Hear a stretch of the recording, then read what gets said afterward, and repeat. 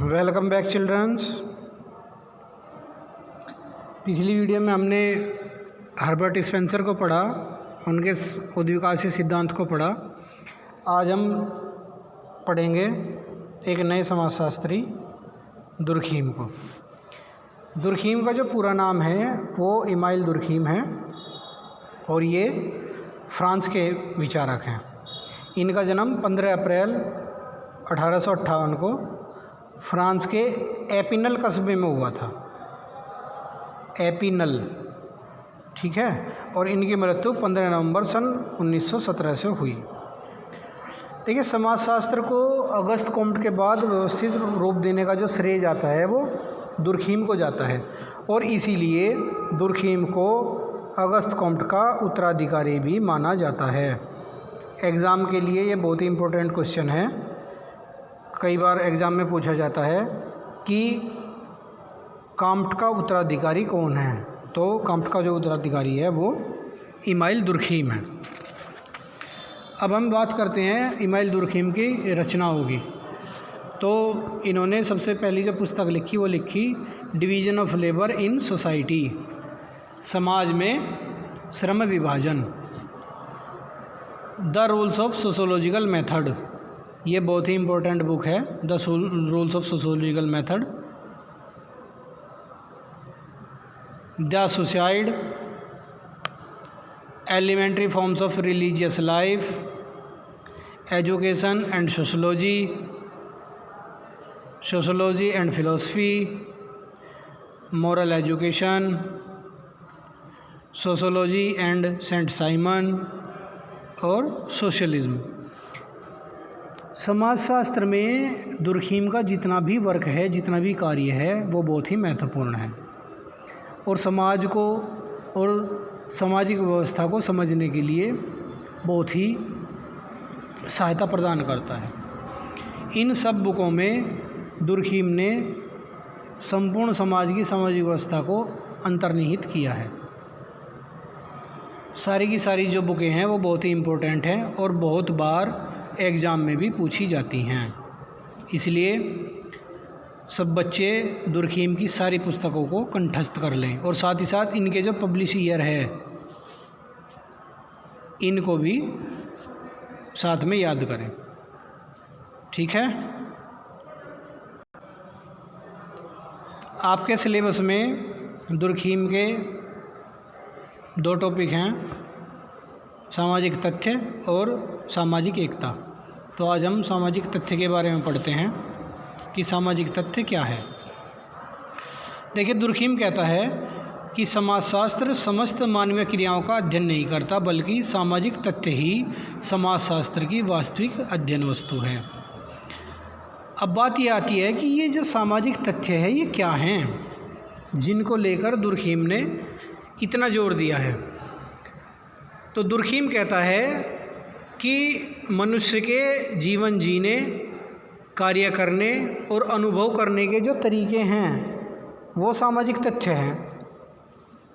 और साथ ही साथ दुर्खीम ये भी कहता है कि सामाजिक तथ्य को वस्तुओं की भांति देखना चाहिए। अर्थात कहने का मतलब ये है कि मनुष्य किस प्रकार से जीवन यापन कर रहा है, उसकी विचारधारा क्या है, वो अनुभव किस प्रकार से कर रहा है, ये जो सब हैं ये सामाजिक तथ्य हैं। जितनी भी सामाजिक घटनाएं होती हैं, दुर्खीम का मानना है कि सामाजिक घटनाओं को भी सामाजिक तथ्य के रूप में ही देखना चाहिए। सामाजिक घटनाओं को वस्तुओं के रूप में देखना चाहिए। क्यों देखना चाहिए? क्योंकि किसी भी वस्तु का जो अध्ययन है वो हम उसे देखकर बहुत ही व्यवस्थित तरीके से कर सकते हैं। क्योंकि जो वस्तु होती है वो कंक्रीट अवस्था में होती है, स्थूल अवस्था में होती है। हम उसे छू भी सकते हैं और उसे देख भी सकते हैं। तो ठीक उसी प्रकार से जो दुर्खीम है वो कहता है कि सामाजिक तथ्यों को भी वस्तुओं की भांति देखकर उनका अध्ययन करना चाहिए, ठीक है। तो जो वस्तु है, वस्तु शब्द का जो अर्थ है वो 4 प्रकार से दुर्खीम ने बताया है। सबसे पहले क्या बताया कि सामाजिक तथ्य एक ऐसी वस्तु है जिसके कुछ विशेष गुण होते हैं और बाहरी तौर पर इन गुणों को देखा जा सकता है। दूसरा, सामाजिक तथ्य एक ऐसी वस्तु हैं जिसे केवल अनुभव के द्वारा ही जाना जा सकता है। तीसरा, इनका अस्तित्व, इनका किनका, सामाजिक तथ्यों का अस्तित्व मनुष्य पर निर्भर नहीं करता, अर्थात ये मनुष्य की पहुंच से परे होते हैं। और चौथा है, सामाजिक तथ्य केवल बाहरी तौर पर ही देखकर जाना जा सकता है, कि जो सामाजिक तथ्य है उन्हें केवल बाहरी तौर पर ही देखकर उनका अध्ययन किया जा सकता है, उसी के आधार पर इन्हें जाना जा सकता है। देखिए, चूँकि वस्तु शब्द का जो प्रयोग है वो अलग अलग अर्थों में हो सकता है, और चूँकि सामाजिक तथ्य वस्तु के समान हैं, इस कारण सामाजिक तथ्यों का अर्थ भी बदल सकता है। इस दृष्टि से सामाजिक तथ्य कोई स्थिर अवधारणा नहीं बल्कि गतिशील अवधारणा बन जाती है। ठीक है। और सामाजिक परिस्थितियों में समय समय पर परिवर्तन होता रहता है, और यदि सामाजिक परिस्थितियों में समाज में परिवर्तन होता है तो इन सामाजिक तथ्यों के स्वरूप में भी परिवर्तन हो जाना स्वाभाविक है।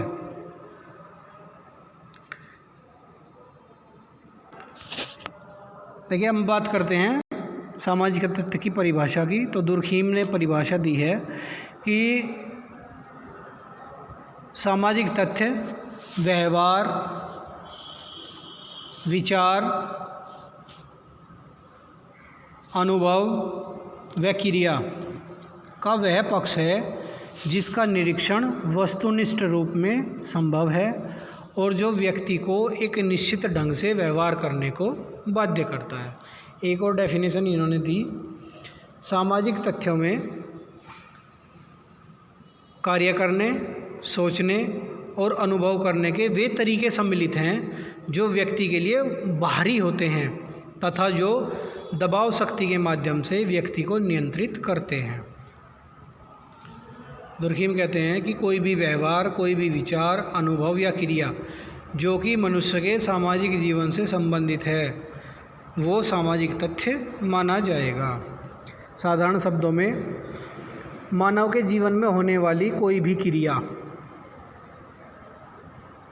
उसका व्यवहार, उसके विचार, उसके अनुभव करने के तरीके, जो भी कुछ हैं वे सब सामाजिक तथ्य हैं, बशर्ते कि उनका जीवन, उनका जो संबंध है वो मनुष्य के सामाजिक जीवन से संबंधित होना चाहिए।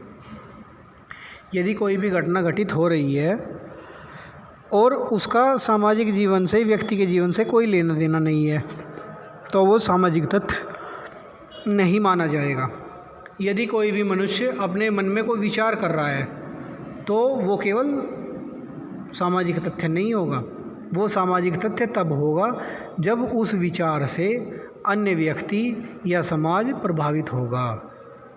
समझ आया भाई? आप अपने मन में कुछ सोच के बैठे हैं, आपने सोच लिया कि मुझे जो है इस आदमी का नुकसान करना है, ठीक है, आप मन में सोच के बैठे रहो। जब किसी व्यक्ति को आपके विचार के बारे में कुछ पता ही नहीं चलेगा तो उसके व्यवहार में परिवर्तन क्यों आएगा? लेकिन जब वो विचार किसी दूसरे व्यक्ति तक पहुंचेगा या उस व्यक्ति तक पहुंचेगा जिसके बारे में आप वो विचार लाए हैं, तो ये बात सुनकर उस व्यक्ति के व्यवहार में परिवर्तन होगा, तब ये सामाजिक तथ्य कहलाएगा। समझ आया? तो इस प्रकार से कोई भी विचार हो, कोई भी व्यवहार हो, कोई भी अनुभव हो या कोई भी क्रिया हो, जब तक वो मानव के सामाजिक जीवन से संबंधित नहीं होगी तब तक हम उसे सामाजिक तथ्य नहीं मानेंगे। अब बात करते हैं सामाजिक तथ्यों की विशेषताओं की। तो सामाजिक तथ्यों की जनरली तो दो विशेषताएं हैं, बाह्यता और बाध्यता, लेकिन वस्तुनिष्ठता और सार्वभौमिकता भी सामाजिक तथ्य की विशेषताएं मानी जाती हैं। तो पहली विशेषता के बारे में बात करते हैं, बाह्यता के बारे में। बाह्यता से मतलब होता है कि सामाजिक तथ्यों के ऊपर मनुष्य का किसी प्रकार का कोई नियंत्रण, कोई दबाव नहीं होता।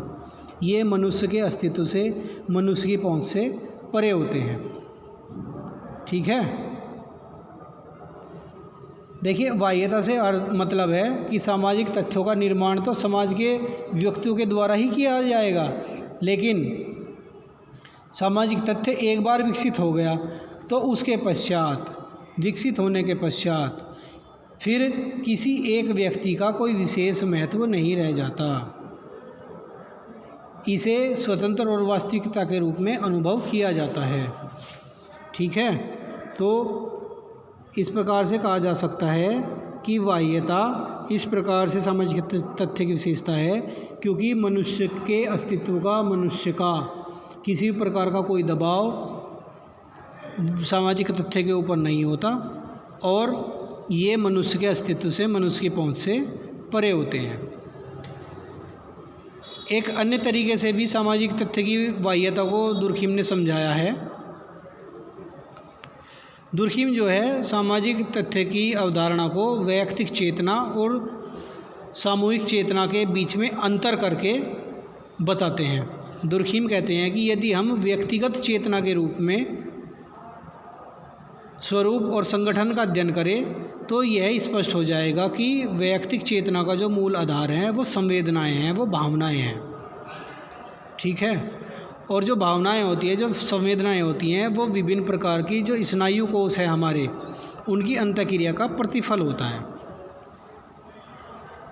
ठीक है, लेकिन विभिन्न कोषों द्वारा उत्पन्न होने वाली संवेदनाओं की अपनी अलग विशेषताएं होती हैं जो संगठन और उत्पत्ति से पहले स्नायु कोषों में से किसी में भी विद्यमान नहीं थी। समझ आया? तो इस सिद्धांत को दुर्खिम ने सिंथेसिस एंड स्यूजेनेसिस कहा है, अर्थात प्रसार और संयोग की प्रक्रिया द्वारा तत्वों का एक ही रूप परिवर्तित हो जाता है और ये संवेदनाएं पुनः सम्मिलित और संगठित होकर नई नई प्रतिमाओं को जन्म देती है। प्रतिमाओं के सम्मिलन और संगठन से ही व्यक्ति के विचारों का निर्माण होता है और यह प्रक्रिया निरंतर चलती रहती है।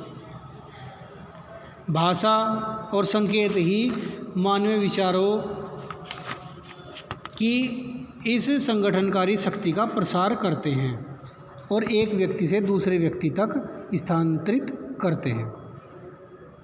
तो इस प्रकार से ये कहा जा सकता है, ये माना जा सकता है कि जो बाह्यता है वो सामाजिक तथ्य की विशेषता होती है। दूसरा है बाध्यता। बाध्यता से मतलब है कि जो सामाजिक तथ्य है, सामाजिक तथ्य में ये विशेषता होती है कि वो मनुष्यों को एक दबाव मूलक शक्ति से नियंत्रित रखते हैं, अर्थात सामाजिक तथ्यों का मनुष्य के ऊपर दबाव होता है जो मनुष्य के व्यवहार को नियमित, निर्देशित और नियंत्रित करता है, अर्थात कोई भी गलत कार्य करने से रोकता है। भाई जैसे हमारी परंपराएं हैं, हमारी प्रथाएं हैं, हमारा कानून है, कोई भी किसी प्रकार की शक्ति है, तो ये किसी ना किसी रूप में प्रत्यक्ष या अप्रत्यक्ष तरीके से मनुष्य को नियंत्रित करते हैं। भाई जो हमारी मान्यताएं हैं, जो हमारी परंपराएं हैं, जो रूढ़ियाँ हैं, वे हमें बाध्य किस प्रकार से करती हैं कि क्योंकि उनके प्रति हमारे मन में एक भय रहता है, एक आस्था रहती है कि यदि हमने अपनी परंपराओं के आधार पर कार्य नहीं किया तो हमारे लिए हितकर नहीं होगा। कानून किस प्रकार से बाध्य करता है मनुष्य के व्यवहार को? कानून को लेकर मनुष्य के प्रति एक डर रहता है कि यदि तुमने कोई भी समाज विरोधी या गलत कार्य किया तो समाज के द्वारा तुम्हें दंडित किया जाएगा, तुम्हें सजा दी जाएगी। तो ये सब क्या है? कानून, प्रथा, परंपरा, रूढ़ियाँ, लोकाचार, मूल्य, आदर्श, परिपाटी, ये सब क्या है? ये सामाजिक तथ्य हैं। दुर्खिम ने इन्हें सामाजिक तथ्य माना है। ठीक है, तो इस प्रकार से आप लोग समझ सकते हैं कि किस प्रकार से ये सामाजिक तथ्य मनुष्य के व्यवहार को नियंत्रित करते हैं, उनके ऊपर एक दबाव रखते हैं। ठीक है, बाध्यता का मतलब होता है अंडर प्रेशर, किसी प्रकार का कोई दबाव रखना। समझ आया? तीसरी है वस्तुनिष्ठता। वस्तुनिष्ठता का मतलब होता है कि जो भी वस्तु जिस रूप में है उसे उसी रूप में स्वीकार किया जाए, उसे उसी रूप में देखा जाए और उसे उसी रूप में उसका अध्ययन किया जाए। वस्तुनिष्ठता का मतलब है कि किसी भी वस्तु का, किसी भी तथ्य का, किसी भी घटना का अध्ययन करते समय मनुष्य को पक्षपात रहित होकर निष्पक्ष तरीके से वैज्ञानिक पद्धति से उसका अध्ययन करना चाहिए, ना कि अपनी भावनाओं को, अपने आवेगों को, अपने संवेगों को उस अध्ययन में सम्मिलित करे। यदि ऐसा होगा तो अध्ययन में बायसनेस आ जाएगी, पक्षपात हो जाएगा और जो रिज़ल्ट हम देखना चाहते हैं वो सही नहीं आ पाएंगे। फॉर एग्ज़ाम्पल, यदि आप लोग सीबीआई में हो जाते हो और आपको कोई एक केस सोल्व करने के लिए दिया गया, ठीक है, तुमने केस ले लिया और इन्वेस्टिगेशन करने के लिए क्षेत्र में पहुंच गए। क्षेत्र में जाने के बाद तुम्हें पता चला, अरे ये तो भाई जिसकी मुझे जांच करनी है तो मेरे रिश्तेदार हैं। तो उस स्थिति में क्या होगा? उस स्थिति में तुम कहीं ना कहीं भावनात्मक रूप से उनका पक्ष करना शुरू करोगे, बहुत सी बातों को छुपा लोगे क्योंकि वो तुम्हारे रिश्तेदार हैं, भावनात्मक रूप से तुम उनके साथ जुड़े हुए हो। तो ये क्या है, उस समय पे जो व्यक्ति है वो अपनी भावनाओं के हाथों वशीभूत होकर बहुत सारी सूचनाओं को छिपा लेता है। इसे कहते हैं व्यक्तिनिष्ठता, सब्जेक्टिविटी। लेकिन अगर व्यक्ति अपनी भावनाओं को एक साइड में रख के निष्पक्ष तरीके से पक्षपात रहित जांच करता है, अध्ययन करता है और जिस प्रकार के तथ्य उसे दिखाई दे रहे हैं उसी प्रकार के तथ्यों को वो अपने अध्ययन में सम्मिलित करता है, तो ये अध्ययन कहलाएगा वस्तुनिष्ठ। तो कहने का मतलब ये है कि सामाजिक तथ्य जो है वो वस्तुनिष्ठ है। सामाजिक तथ्यों का किसी भी व्यक्ति विशेष से कोई सरोकार नहीं है, कोई लेना देना नहीं है, वो सबके लिए समान है, वो सभी के लिए बाह्य है और सभी के लिए बाध्य है। ऐसा नहीं है कि सामाजिक तथ्य एक व्यक्ति के ऊपर तो दबाव बना रहा है और दूसरे व्यक्ति के ऊपर दबाव नहीं बना रहा है, ऐसा नहीं है। जो तथ्य है वो सबके लिए एक समान है। तो इस प्रकार से वस्तुनिष्ठता जो है वो सामाजिक तथ्य की एक विशेषता होती है। इसके बाद आखिरी विशेषता है सार्वभौमिकता। सार्वभौमिकता का मतलब है यूनिवर्सल होना, प्रत्येक जगह विद्यमान होना। आप इस पृथ्वी के ऊपर किसी भी समाज में, किसी भी राष्ट्र में चले जाइए, सामाजिक तथ्य आपको हर जगह देखने को मिलते हैं, क्योंकि जितने भी समाज हैं उन सब की अपनी संस्कृति होती है, उन सब की अपनी परंपराएं होती हैं, उन सब का अपना कानून होता है, उन सब का अपना कोई विधान होता है। ठीक है भाई, आदिम समाज देखिए, आधुनिक समाज देखिए या पश्चिमी समाज देखिए, जनजातीय समाज देखिए, किसी भी प्रकार के समाज में आप देख लीजिए, प्रथाएं, परंपराएं, कार्य करने के तरीके, मनुष्य को नियंत्रित करने की एजेंसीज़ हर समाज में विद्यमान होती हैं। तो सामाजिक तथ्य प्रत्येक स्थान पर, प्रत्येक समाज में, प्रत्येक राज्य में, प्रत्येक राष्ट्र में विद्यमान होते हैं, इसलिए इन्हें सार्वभौमिक कहा गया है। तो इस प्रकार से कंक्लूजन ये है कि दुर्खीम के द्वारा जो सामाजिक तथ्य की अवधारणा दी गई है वो ये है कि सामाजिक तथ्यों को वस्तुओं की भांति देखना चाहिए और उसी प्रकार से उनका अध्ययन करना चाहिए। मनुष्य के व्यवहार करने के तरीके, कार्य करने के तरीके, जीवन जीने के तरीके, जो विचार है और जो कार्य है, वो सब कुछ सामाजिक तथ्य है। जब तक किसी भी व्यवहार से, किसी भी अनुभव से, किसी भी क्रिया से अन्य कोई व्यक्ति या मानव जीवन प्रभावित नहीं होता तो हम उसे सामाजिक तथ्य नहीं कह सकते। ठीक है, और सामाजिक तथ्यों की विशेषताओं के बारे में हमें अभी चर्चा की है। 4 विशेषताएं हैं: बाह्यता, बाध्यता, वस्तुनिष्ठता और सार्वभौमिकता। ठीक है।